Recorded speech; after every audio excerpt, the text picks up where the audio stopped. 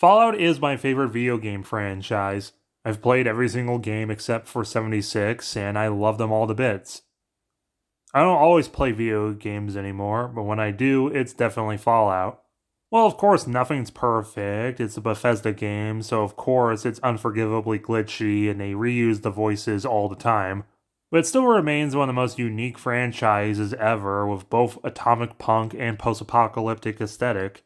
It manages to be an ever-enduring franchise due to its great gameplay, funny humor, clever writing, messaging about the horrors of war and unchecked capitalism, great characters, with excellently written stories. The interconnected stories in the New Vegas DLCs, focusing on how bad revenge is, forgiving someone else and yourself for what they've done, even probably unintentionally, and eventually redemption are written so well, it's beautiful. So of course, eventually they decided to make a TV series about it. From the trailers, it all looks amazing, but how's the actual series? Brought to you by Amazon and Bethesda. Our episode 1 is The End, which is not confusing. The episode begins with Nat King Cole's Orange Colored Sky, which is a song you hear all the time in Fallout 4, but was first used in the franchise in the release trailer for Fallout New Vegas. We properly begin with a cowboy doing some impressive tricks at a birthday party, pre-war. The cowboy himself is played by that one guy with the big head that's in everything that you never take the time to learn his name. This is not the first time you'll see him on an Amazon Prime series, and not the first time I've seen him in old people makeup. He plays Cooper Howard, which I'm amazed it took them this long to name a character after Todd Howard, the director of Bethesda, the game studio behind Fallout and the Elder Scrolls. Cooper has a daughter named Jenny, who's matching outfits, and something on the radio about the president and his whereabouts are unknown. I wonder why. But one lady switches off the radio and walks past a Mr. Handy, and just with one line I could tell he's played by Matt Berry, the funniest guy in the world. Because he's my best friend, he's my pal, he's my homeboy, my rotten soldier, he's my sweet cheese, my good time boy. And Mr. Handy is basically a robot butler, which is not the first time Matt Berry's played a robot butler since the Book of Boba Fett.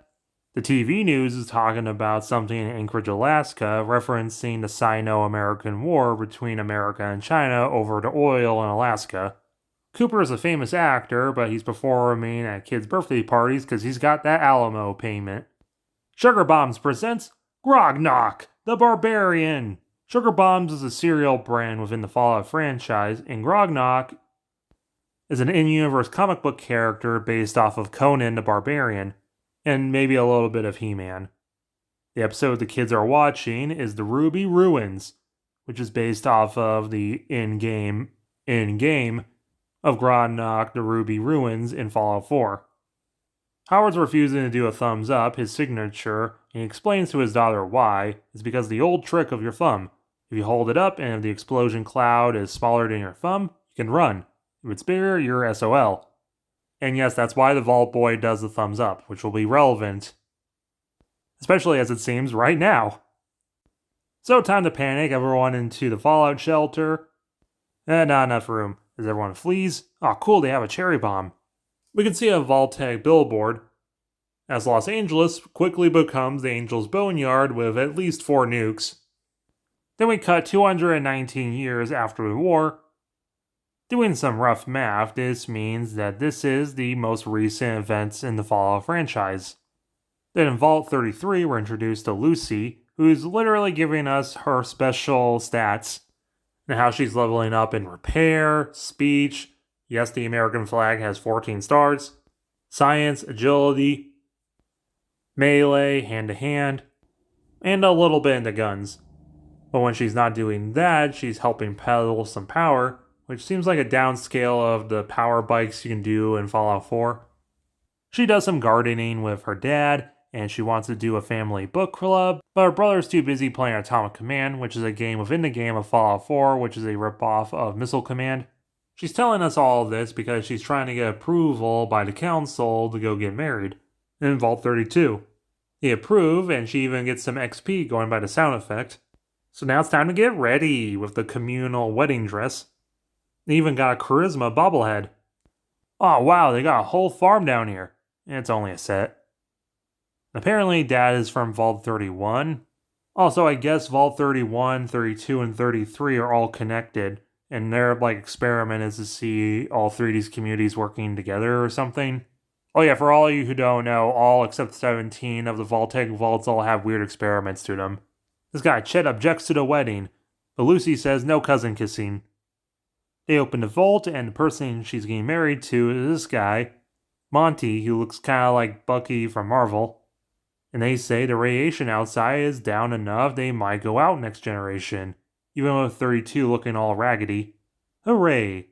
And they have some fun, But Lucy's brother Norm and his giant nose heads into Vault 32 and finds out it's kinda sus in there. And Monty's acting really weird. So she pulls out her Pip-Boy and it says on the Geiger counter he's radioactive. Really, what? Does he have a fusion core up his ass? What the hell? So, this whole time, did no one have their Pip-Boy on? Because, those are always go off of radiation. So this leads into a tussle, but luckily Lucy has a melee skill. Damn, should have leveled up more. But she figures it out. And literally, just like the game, she finds one stem pack and is completely fine with healing. So yeah, somehow Vault 32 fell to Raiders. Fun note that you're probably not going to notice, but there's a gun on the wall here, and we see it in the armory knocked over. I guess the Raiders didn't want it, so Lucy picks it up. And we find out it's a dart gun. This whole sequence of the Raiders attacking is so very Fallout, with the oldies playing, and the funny detail of the Raiders stealing some cake, and this brutal detail of a pregnant woman getting stabbed in the eye with a fork. This Raider takes some Jet to deal with Cousin Kisser. Jet is a post-war chem from the games, made from very funny things. But luckily he falls in the door and gets cut in half. Norm's almost taken out by a Raider, but Lucy saves him and sticks him in a hole. Monty comes back, but Dad saves her by drowning Monty in some pickles. But then they come across the survivors being held hostage. And the Raider boss says Lucy or the survivors. So Dad locks her in a room. He gets darted. The Raider boss recognizes Lucy and says that she looks like her mom, and they take Dad with her, so we're doing the classic Fallout plot of find relative, like in 3 and 4. The Raiders leave with a bomb, and that bomb went off so hard we bounce to a different story of some guy getting beaten at camp, set to Johnny Cash's So Dang Gone Lonely. His name is Maximus. Him and his friend Dane are aspirants for the Brotherhood of Steel, a knightly order of people hoarding technology for humanity's good, and as we see on their flag, it's the Capital Waste Brotherhood from Fallout 3, instead of using the orange flag from Fallout 4, which will not make sense in a bit. And luckily for all those who don't know, they're getting told this in class, and it's the 50s so the teacher can hit the kids. And what I just said, Fallout 4's Prydwen flies in. The Prydwen is the main base of operations of the Brotherhood in Fallout 4. Yes, it's a blimp, named after King Arthur's boat. Now, why they brought the whole damn ship here, I don't know, and I don't know why this base is using the Capital Waste flag and not the orange flag from 4, but we see some knights wearing power armor, T-60 from Fallout 4 precisely, and it looks amazing. They got the arm badges from 4, but that and also their Brotherhood logos are red, which is different. So some drawing and little shit-shoveling later, Dane and Max decide to look at some suits. Aw, yeah. This causes Max to flash back to when he was a kid getting picked up by the Brotherhood, but he gets caught. So we see some people playing basketball with bricks, and the next day it turns out Dane's got promoted. Hooray! But Max still has shit-shoveling duty. But then the next day, Dane's got the old razor blade in the boot trick. Everyone blames Max because he's black, but then we cut back to the vault. We are cleaning up and getting past all of this. Lucy wants to go out and find Dad, but the council says no, so the dream team decides after looking at an inspirational poster to head up without their permission. Cousin Kisser wants to go out with Lucy, outside with her, but Lucy just darts him, hugs Norm goodbye, and heads out by herself. Literally the first thing outside is sand and dead bodies. It's Fallout, alright. And because of the pier, the Ferris wheel, and even some ruins here, we can tell that this is Santa Monica Beach, California. Back with Max, who's getting interrogated by Elder Cleric Quintus. And Max says he joined the Brotherhood so he can hurt the people who hurt him. As we see back in the flashback, he was stuffed in a milk machine before he was picked up by the Brotherhood. He promises he didn't do the razor blade in the boot, but says that he's not sad about it, and the Elder is like, dude, what the hell? But he also says that he'll do anything to make the Brotherhood better, even find a Garden of Eden creation kit. And because of that, he's getting promoted with this whole little ceremony thing. He's going to be a squire for Knight Titus. And he burns a big old T in his back, which has never been a thing. I think they just still are mad and think he did the boot trick. And he references in the Commonwealth, which is Boston, they think there is a member of the Enclave. The Enclave is the remnants of the US government and big corporations that survived the war. They are the main antagonists of Fallout 2 and 3, and the Brotherhood are chasing them down. And they know their target, which was what they were drawing earlier. So Max grabs all of Titus's stuff like he's a caddy at a golf course, and they head out on the vertibirds. Meanwhile, at a castle or whatever, some cowboys take out this guy with a baby leg because he seems to be using a junk jet, gun that shoots junk. They head in and they're looking for a guy who's buried. They dig him up. It turns out to be Cooper, and they're concerned he's gone feral. Cooper's become a ghoul, which is a person that's been incredibly radiated to look like this and lose their nose, and some of them become feral and become zombies. He doesn't really care about the cowboys' mission, so takes them out. He's known as the Ghoul, kind of like the Mandalorian. And then credits play over Crawl Out for the Fallout, which is a common song in Fallout 4. This is actually a really good start.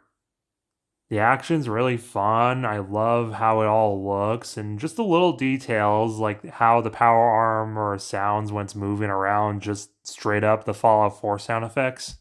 It's pretty obvious that there was a lot of time and care put into the series to capture the setting of Fallout perfectly, and the characters so far are really interesting.